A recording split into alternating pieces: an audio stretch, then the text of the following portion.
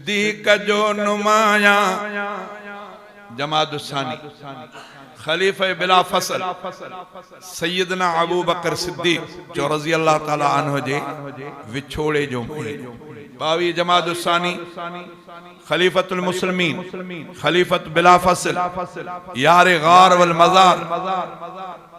सैयदना अबू बकर सिद्दीक जी वफ़ात हिन महीने जे 22 तारीख़ असां जे भा बेहतरीन अंदाज में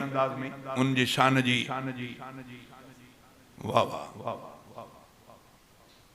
असहाब में रुतबो सिद्दीक जो नुमाया असहाब में रुतबो सिद्दीक जो नुमाया सरदार सारे सथ जो बादर रुसुल तो भाया नारे तकबीर शान सहाबा शान सिद्दीक अकबर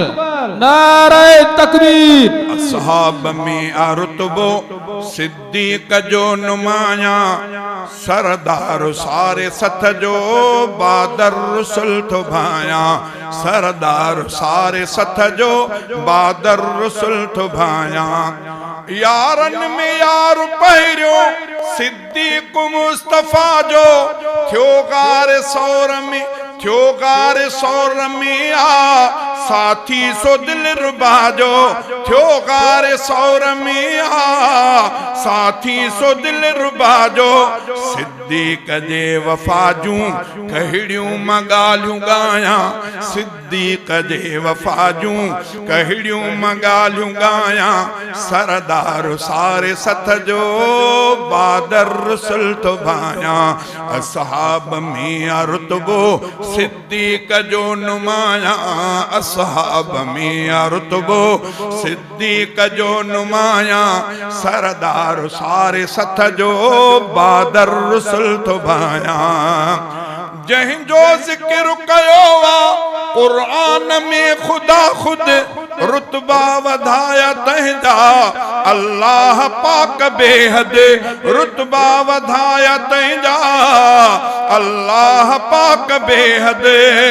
मंजूरे नजर आउहो महबूब जो बुधाया सरदार सारे सथ जो बादर रुसुल तो भाया असहाब में रुतबो सिद्दीक जो नुमाया असहाब में रुतबो सिद्दीक जो नुमाया सरदार सारे सथ जो बादर रुसुल तो भाया जन्नत जदर सभई जई जन्नत जदर सभई जंहिंखे पया छॾींदा सिद्दीक अच तू हेॾा आवाज़ प्यासे ॾींदा जन्नत जदर सभई जंहिंखे पया छॾींदा सिद्दीक अच तू हेॾा आवाज़ प्यासे ॾींदा सिद्दीक जा तराना हर वेल थो वॼायां सिद्दीक जा तराना हर वेल थो वॼायां सरदार सारे सथ जो बादर रुसुल तो भाया असहाब में रुतबो सिद्दीक जो नुमाया सरदार सारे सथ जो बादर रुसुल तो भाया महबूब जे हुक्म सा जह आकई इमामत मशहूर अज भी आहे सिद्दीक जी सदाकत मशहूर अज भी आहे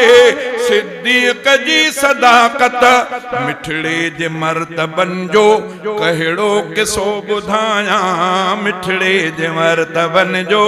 कहिड़ो किसो मगाया मिठड़े जे मर्तबन जो कहिड़ो किसो कयामा सरदार सारे सथ जो